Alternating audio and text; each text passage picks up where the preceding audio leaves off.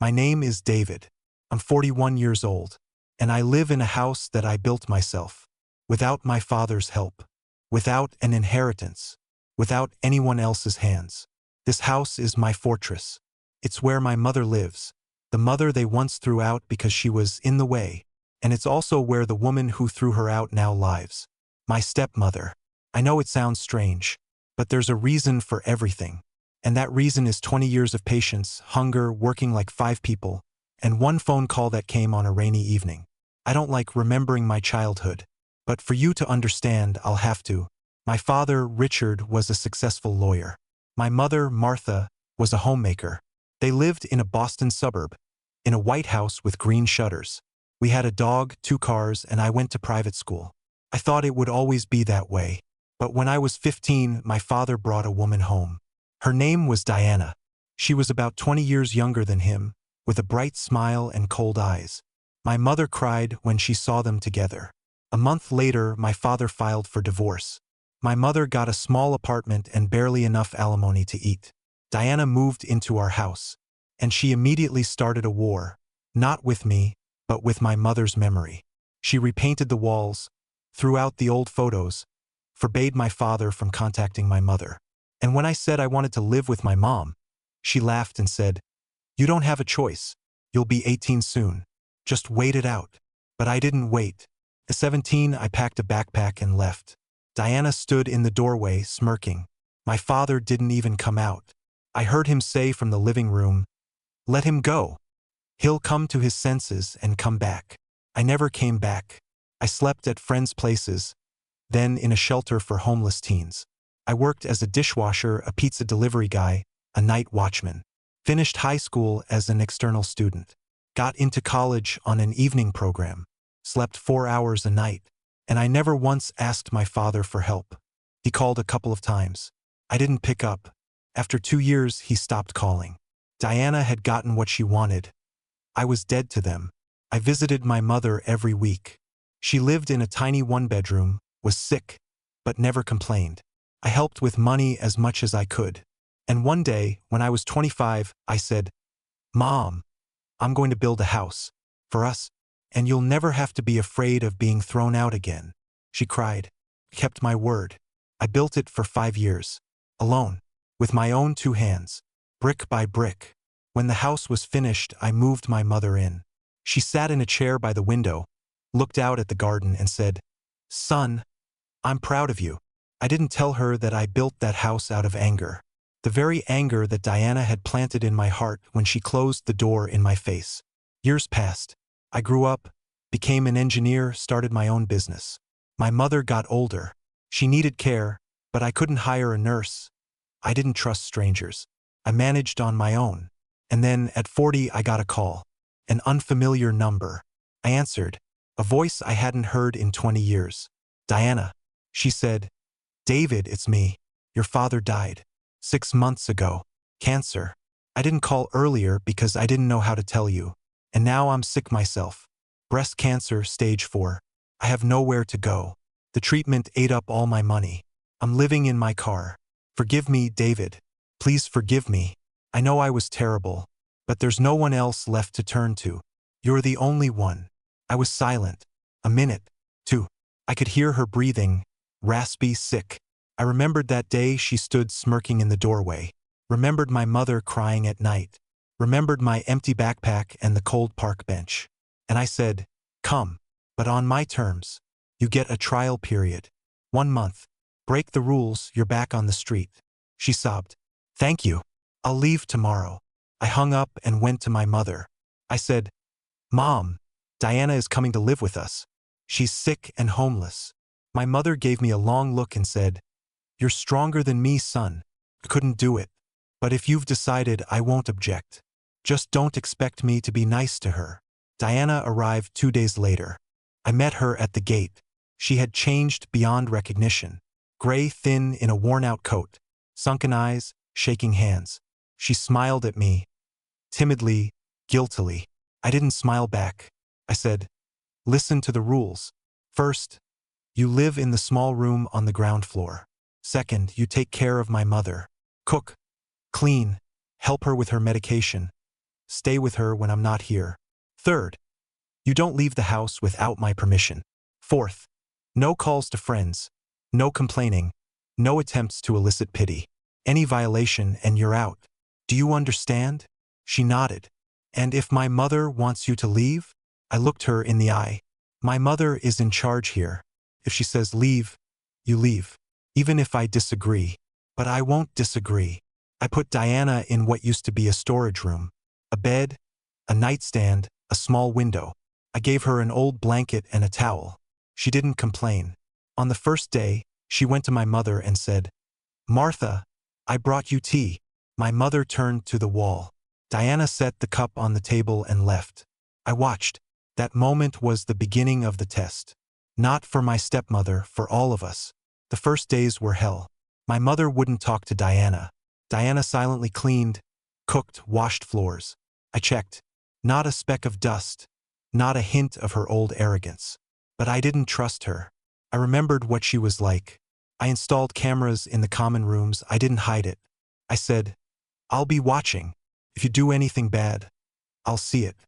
If you say anything against my mother, I'll see it. Safety first." She nodded. I saw her clench her fists under the table. But she said nothing. After a week, my mother spoke. She said, "Diana, pass the salt." Diana passed it. My mother said, "The soup is too salty." Diana apologized. I sat and watched. Two women who had hated each other 20 years earlier were now trying to live under the same roof. Not out of love. Out of need. My mother needed care. Diana needed shelter. And I needed something else. Maybe an answer to the question, can a person change? Or does evil remain evil, even when it's dying? The second week of the trial period was harder than the first. My mother got sick. Nothing serious, a fever, a headache. Diana took care of her. Brought medicine, changed compresses, made chicken broth. I saw it on the cameras. She did everything carefully, without complaint. But I couldn't forget her smirk from 20 years ago. I remembered every detail. How she stood in the doorway and wouldn't let me back into the house to get my things. How she said, "You're nobody, David. You're not even your father's son. You're a mistake he corrected by marrying me." I hadn't forgiven. I had just given her a chance. Not for her. For myself. To see if I was capable of mercy. Or if I was just as cold as she was. On the 10th day, Diana broke the rules. I came home from work early and heard her on the phone. I hadn't forbidden her from calling altogether, just from complaining. She was complaining. I stood outside her door and listened. "Of course he hates me, Susan. I'm like a slave here. I cook, clean, take care of his mother. And he looks at me like I'm the enemy. I don't know how much longer I can take it." I walked in without knocking. Diana flinched and dropped the phone. I said, "You broke the fourth rule. Complaining. Pack your things. You're leaving." She started crying. Fell to her knees. "David, please don't throw me out. I have nowhere to go. I have cancer, I'll die on the street. I won't do it again. I swear." I looked at her. This woman who had once been queen of our house. Now she was on her knees in a cheap robe, hands trembling, eyes red. I felt no pity, but I felt tired. I said, "I won't throw you out today, but I'm taking your phone for a week. And if I hear another complaint, you're out. No discussion. No second chance. Understand?" She nodded. I took the phone and left. My mother was waiting in the living room. She'd heard everything. She said, "You're too kind, son." I would have kicked her out immediately. I said, "I'm not kind, Mom. I'm just giving her a chance to realize she's lost. Not to me, to life." Diana became quieter. She barely spoke, just did her chores. She lost more weight, her hair started falling out from chemo. She went to the clinic for treatments. I allowed it. My mother avoided her at first, but then she began to get used to her. One day I heard my mother say, "Diana, you're cutting the onion wrong. Let me show you." Diana came over and my mother showed her how to hold the knife. I watched from the hallway and couldn't believe my eyes. Two women who had hated each other, cutting onions together. It was almost surreal. By the end of the third week, my mother no longer avoided Diana. She even started talking to her. About the weather, the flowers in the garden, old movies. Diana listened, nodded, sometimes said a word. I felt like a stranger in my own house. But I wasn't jealous. I watched, and I waited for the moment I would say what I'd planned from the very beginning. The last day of the trial period came on a Saturday. I invited my mother and Diana into the living room. I said, "Diana, your month is up. I've made a decision." She sat on the edge of her chair, pale as a sheet. My mother looked at me. I looked from one to the other. Then I said, "You're staying, but not because I've forgiven you, and not because you've changed. I don't know if you've changed. I only know that my mother has gotten used to you. She doesn't say it, but I see it. She needs you, and you need us. So you're staying. But on new terms. You're no longer a guest. You're the housekeeper. You don't have a room, you have a place to sleep. You don't have a voice. You do what you're told. You're no longer my stepmother. You're my mother's shadow. And that's your place. The very place where you always wanted to keep me. Now you're in the shadows." Diana cried, but not from hurt, from relief. She said, "Thank you, David. I don't deserve this." I answered, "You don't deserve anything, but my mother deserves peace. And if you give her that, then stay. Just remember, one unkind word from you, one attempt to set conditions, and you're out. This time for good." She nodded. My mother was silent. Then she stood up, walked to Diana, and hugged her. For the first time in my life, I saw my mother hug her tormentor. Couldn't breathe. I wanted to shout, "What are you doing, Mom? She's the enemy." But I stayed silent, because I understood my mother was stronger than me. She knew how to forgive. I didn't. Another year passed. Diana still lives in our house. Her cancer is progressing, but chemo has extended her life. She can no longer work, she's too weak. But she still helps my mother as much as she can. Brings a glass of water, reads aloud, sits nearby while my mother watches TV. My mother, to my surprise, has grown used to her. They even watch old comedies together and laugh. Sometimes I hear their laughter from the living room and I walk in. They go quiet when I enter. Not because I'm bothering them, but because I remind them of the past. The past they both want to forget. But I can't forget. I remember every humiliating little detail. And I haven't forgiven. I've just learned to live next to the unforgiven. People often ask me, "Do you regret taking her in?" I answer, "I regret that I didn't have the strength to throw her out for good. But I'm glad my mother found peace. She's dying slowly, heart problems. She's 78. And in her last years, she's not alone. Thanks to the woman who once made her alone." It's a strange irony. Diana took from my mother a husband, a home, happiness. And now she's giving back her time, her weakness, her last bit of energy. Maybe that's karma. Maybe that's justice. I don't know. I'm not a philosopher. I'm just a son who built a house for his mother and let her enemy inside. Because sometimes a home isn't a place where you're loved. It's a place where you can watch evil turn to ash and feel nothing but emptiness. Sometimes I go into Diana's room. She's asleep. I look at her and remember that smirk in the doorway. Now she doesn't smile. Even in sleep, her face is twisted with pain. And I feel no gloating, just a strange sadness. For a person who could have been someone but became no one. For my father, who chose her and died alone. For my mother, who could forgive but I couldn't.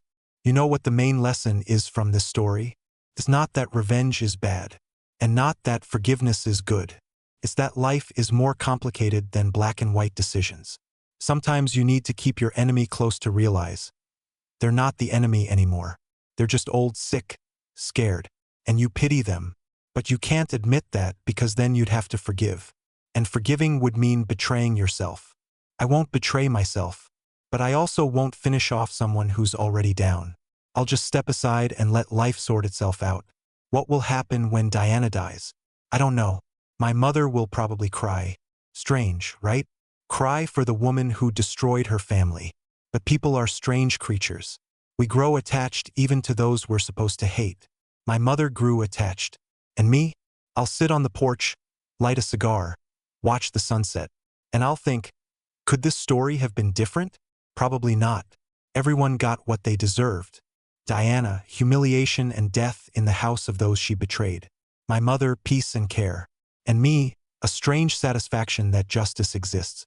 Not in court, not in the law, but in the way life unfolds. I often get messages from viewers. Some say, "You're a saint for taking her in." Some say, "You're an idiot for not kicking her out." I'm not a saint, and I'm not an idiot.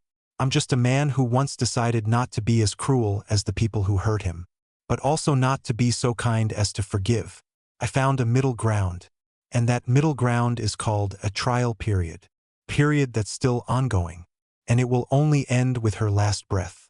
Subscribe to the channel if you've ever faced a choice between forgiving and punishing. Tell me in the comments what you did. I'll read it. Maybe your experience will help me understand if I did the right thing, or at least accept that there is no right answer. Hit like if you think I did the right thing, or don't if you think I should have kicked my stepmother out. I want to know your opinion, because sometimes other people see clearer, and our own eyes are blurred by tears we never shed. Thank you for being with me. Take care of those who betrayed you, or don't. It's your choice. Just remember, you only have one life, and every act is a brick in the wall you build around your heart. I built a wall. There's a door in it, but I threw away the key. Maybe someday I'll find it, or maybe not. Bye.